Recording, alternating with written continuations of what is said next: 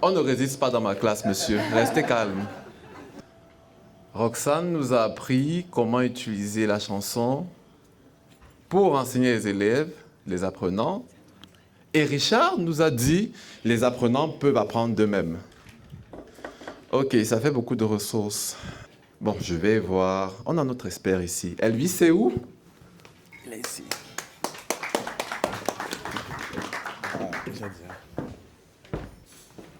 Bonjour.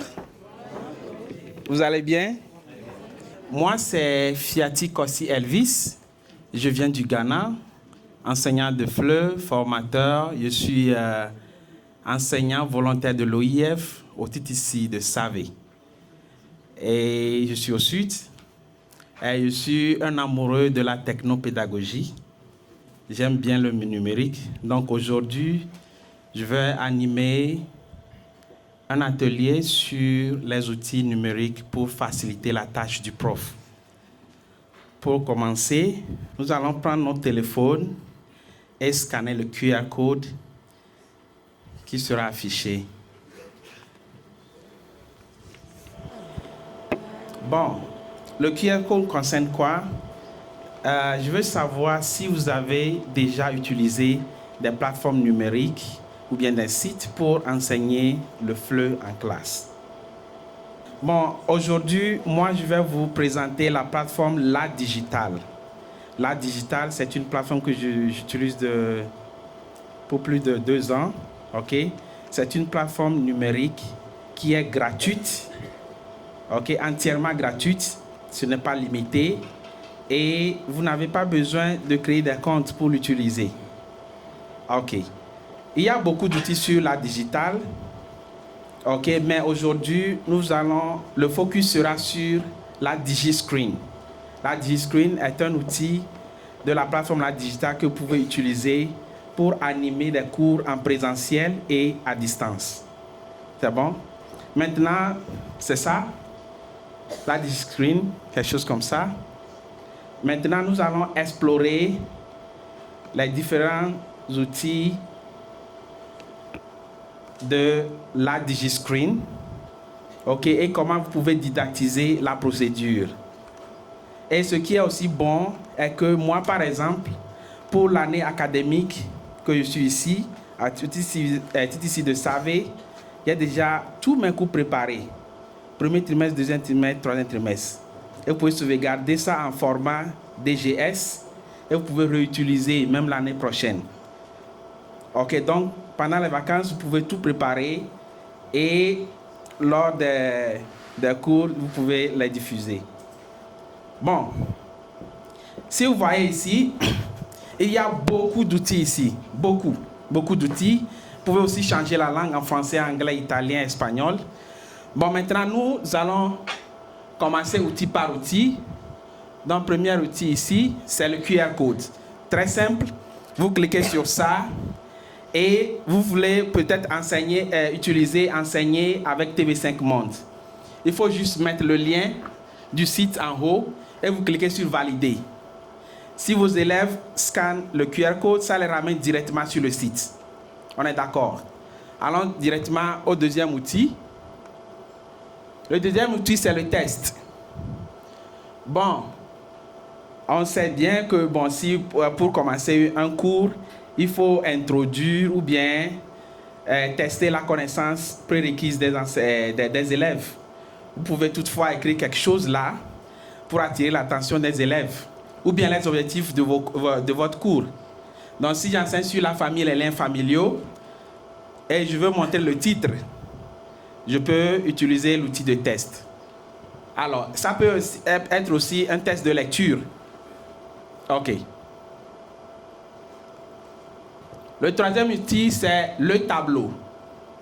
Le tableau, par exemple, j'avais enseigné sur la famille et les liens familiaux. Donc, j'ai fait les exemples sur ça.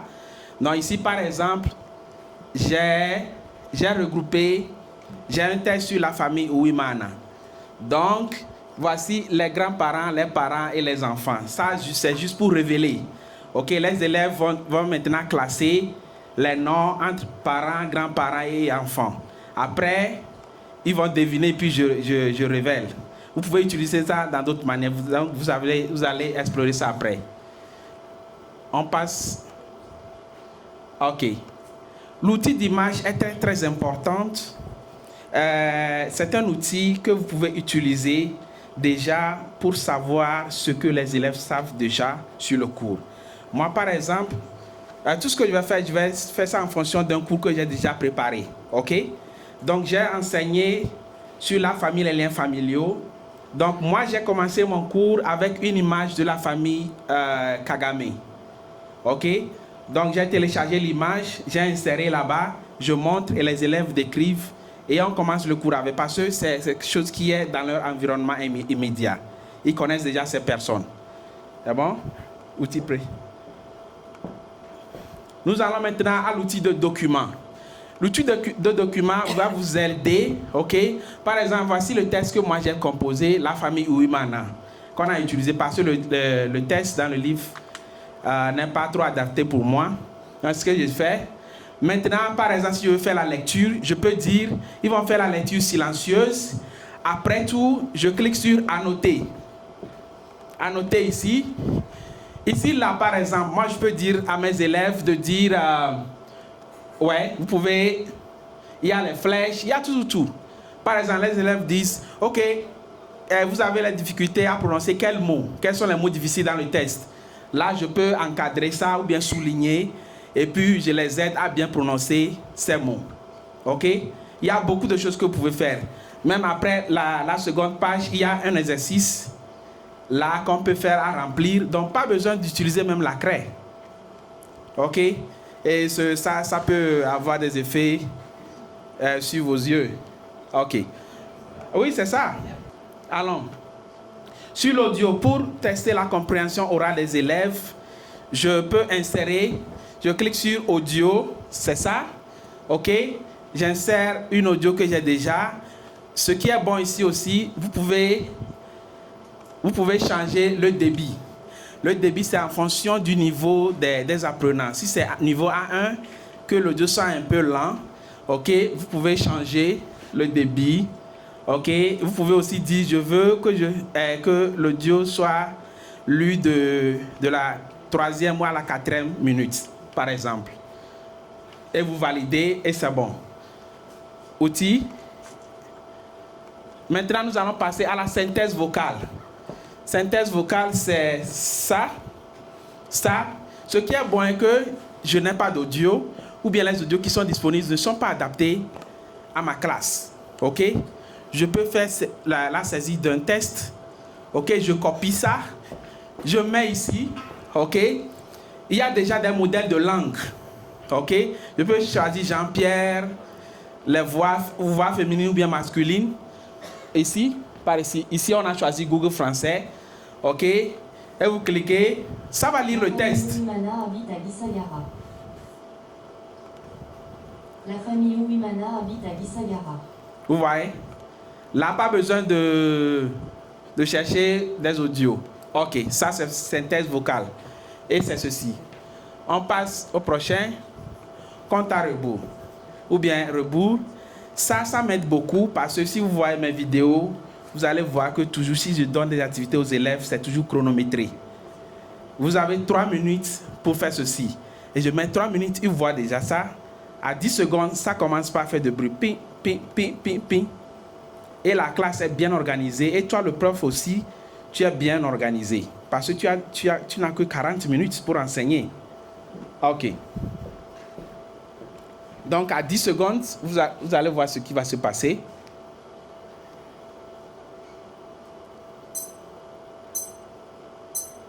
C'est ça. Donc, ce qui est bon, je vais vous montrer comment j'ai fait cette procédure et comment vous pouvez chronométrer chaque procédure. OK? C'est ça. Bon, l'outil de lien. Bon, ça aussi, c'est très facile. Tu cliques sur ça, tu copies le lien et tu mets là, ça te ramène au site. On peut maintenant utiliser l'outil de liste. L'outil de liste, comment j'utilise ceci? C'est que, par exemple, j'ai la liste ce sont les enfants, quelques membres de la famille Ouimana. OK? Je peux demander aux élèves maintenant de mentionner ceux qui sont les enfants, par exemple. OK? Donc, vous pouvez désactiver ça d'une autre manière aussi. Allons-y. Et si vous cliquez ça, ça barre. Remise en ordre. Oui. C'est ça, cet outil-là. Vous pouvez utiliser ça pour, par exemple, j'ai dit, ils doivent réarranger les générations. Enfants, parents, grands-parents. Donc, vous pouvez utiliser ça n'importe comment. Vous voyez? OK. Prochain outil. Et c'est bien. Si c'est bien, ça dit bravo. OK. Bon. Maintenant, on est sur test à trous. Ici, par exemple, vous avez un exercice. OK. Test à trous. Pour avoir ça, il faut juste... Vous pouvez saisir le test. Si vous voulez, par exemple, le mot père d'être là-bas comme trou, il faut juste mettre astérisque avant et après père. OK? Mais si vous voulez une liste de mots, comme par exemple... si vous voulez une liste de mots, il faut mettre, par exemple, astérisque, père, bar, mère, astérisque. Là, si les élèves cliquent sur ça, ça va donner les deux options de choisir. Donc, si c'est 3 mots, père, astérisque, père, bar, astérisque, père et mère, bar, et puis parent, par exemple, et puis astérisque. Les cartes. Pour les cartes, c'est très bien d'utiliser ça pour enseigner le vocabulaire. Pour le test, la famille Ouimana, par exemple, j'ai créé des cartes recto verso. La première face montre le mot ou bien le vocabulaire. L'autre face montre l'explication. OK? Donc, quand vous cliquez sur les nez, les élèves vont deviner. Les nez, c'est quoi? Après tout, on va découvrir ce que c'est. Ça, c'est pour le vocabulaire, les cartes. Ici, tiré au sort, c'est pour la production orale. Par exemple, j'ai les vocabulaires que j'ai déjà utilisés pour enseigner et que je vais faire la liste de ça. Les élèves viennent, ils tirent au sort. Si le mot qui sort, tu construis une phrase avec. Si par exemple, le mot qui sort, c'est la famille, il faut construire une phrase avec le mot la famille. OK? Oui, dés. Pas besoin d'aller au marché ou bien au supermarché pour acheter les dés, venir en classe faire des désordres. Non, non, non. Vous pouvez tirer ça ici. OK? Moi, normalement, j'utilise ça avec les images que j'ai déjà imprimées ou bien qui sont des cartes. Tu viens, si c'est une activité de production orale. Tu tires, si c'est 6 images, si tu prends ça, tu décris. OK? Merci. Maintenant, on doit savoir comment didactiser la procédure. Cette formation, par exemple, nous avons commencé par un QR code, ou bien, qui nous amène à un digipad d'introduction. Vous voyez? Donc, moi, en tant qu'enseignant, je dis, quand je rentre en classe, la première chose à faire, c'est ça. OK? Donc, c'est en première position. C'est ça le QR code que je vais montrer. OK? Après ça, je vous ai introduit à la plateforme La Digitale. C'est ça, non? Après, j'ai parlé de DigiScreen. OK? Après, maintenant, j'ai parlé de comment j'utilise les outils pour enseigner. OK? Et maintenant, nous allons apprendre comment sauvegarder les leçons. OK? Les cours que vous avez déjà préparés, la procédure, pour réutiliser après. OK? Et pour cela, moi, j'ai créé... OK. Là, il faut aller sur Réglages. Jusqu'ici. Vous pouvez... Il est où? Il n'est pas là? Oui. Non. Écran, capture. Ouais, c'est ça. Ah, là, ok. Non. Ouais, là. Vous avez exporté en DGS. Vous voyez ça? Vous exportez, vous téléchargez. Et vous renommez ça. Ok, vous avez un autre cours, vous préparez la procédure, vous téléchargez, vous exportez. Quand vous voulez réutiliser ça, il faut juste venir sur la digitale, aller sur DigiScreen et cliquer sur Utiliser. Et vous revenez sur Réglages, vous cliquez sur Importer un fichier, vous importez ça et ça revient comme ça exactement.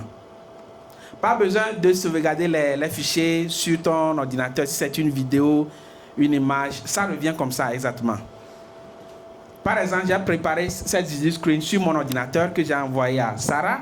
Elle utilise ça sur son ordinateur. Les images qui sont là ne sont pas sur son ordinateur, mais elle peut réutiliser. Vous voyez? Donc c'est très bon. Donc je peux préparer mes cours pour tout le trimestre et il n'y a pas de problème. Ok. Maintenant, vous pouvez chronométrer aussi les procédures. Donc par exemple, quand j'ai ça, par exemple, test, je peux aller sur chronomètre. Vous pouvez cliquer sur ça. Il est où? Bon, si ça doit prendre 3 minutes, je mets 3 minutes et je valide. Et je mets juste à côté de ça. Ok? Si j'ai un test, je mets à côté de ça et je sauvegarde. Donc quand tu viens, avant de commencer, tu cliques. Non, je suis toujours à l'heure. Parce que moi, j'utilise 38 minutes pour enseigner. Les 2 minutes parce que j'utilise projecteur, je dois aller dans l'autre classe. Ok, très bien. Bon, ce qui est aussi bon ici, est-ce que vous pouvez aller sur le DigiPad? Bon, ce qui est bon ici, toutes les ressources de la formation, je les ai mis ici. Ok? Et j'ai même des exemples de cours que j'ai préparés avec DigiScreen. Ici, ce sont des cours de FLE que j'ai animés avec DigiScreen. Ce sont des vidéos que vous pouvez regarder pour vous inspirer. Et ici, vous avez un travail à faire. Vous pouvez ajouter votre travail. Et tous ces outils, ce sont des outils de la digitale. Hein? Ça s'appelle la DigiPad. OK?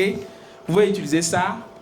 Donc là, ici, vous pouvez ajouter votre travail, ajouter un fichier. Quand vous préparez votre DigiScreen, il faut cliquer sur ça, importer ça ici. Et moi, je vais voir, je vais laisser des commentaires. Le travail ici, c'est qu'il faut choisir un des thèmes dans les livres scolaires de votre établissement. OK, si c'est un groupe scolaire ou bien un TTC, il faut choisir ça. Préparer un cours DigiScreen, sauvegarder et laisser ça là-bas pour moi. Je vais voir, je vais laisser les commentaires. OK, et puis les autres aussi peuvent aussi laisser les commentaires. Maintenant, pour se connecter, c'est très important de se connecter pour que je vois au moins le nom de la personne qui est sur ça. Il y a l'icône de... OK. Donc, normalement, il y a un QR code ou bien le lien. Vous voyez l'icône en haut là-bas? Oui, vous pouvez modifier le nom. Si c'est Elvis, si c'est Sarah, vous cliquez valider. Donc, tout le travail que vous allez laisser, je vais voir que c'est Sarah qui a laissé ce travail. C'est Elvis, ou bien c'est Jimmy, ou bien c'est Anne. OK? Et là, les autres aussi peuvent aussi regarder. Maintenant, quand vous cliquez ici, vous pouvez télécharger le travail des autres. Vous pouvez aussi télécharger tous ces outils aussi ici. C'est bon? Donc, dans cette formation, j'ai utilisé 3 outils pour la digitale. J'ai utilisé la DigiStorm pour créer remue-ménage, OK, pour l'intro, où vous pouvez partager le QR code et puis un lien. J'ai aussi utilisé la DigiScreen pour animer le cours. Et j'ai aussi utilisé la DigiPad pour créer cette plateforme interactive où vous pouvez laisser vos travaux et aussi avoir accès aux ressources. Je vous remercie. Une fois encore, je suis Elvis du Ghana.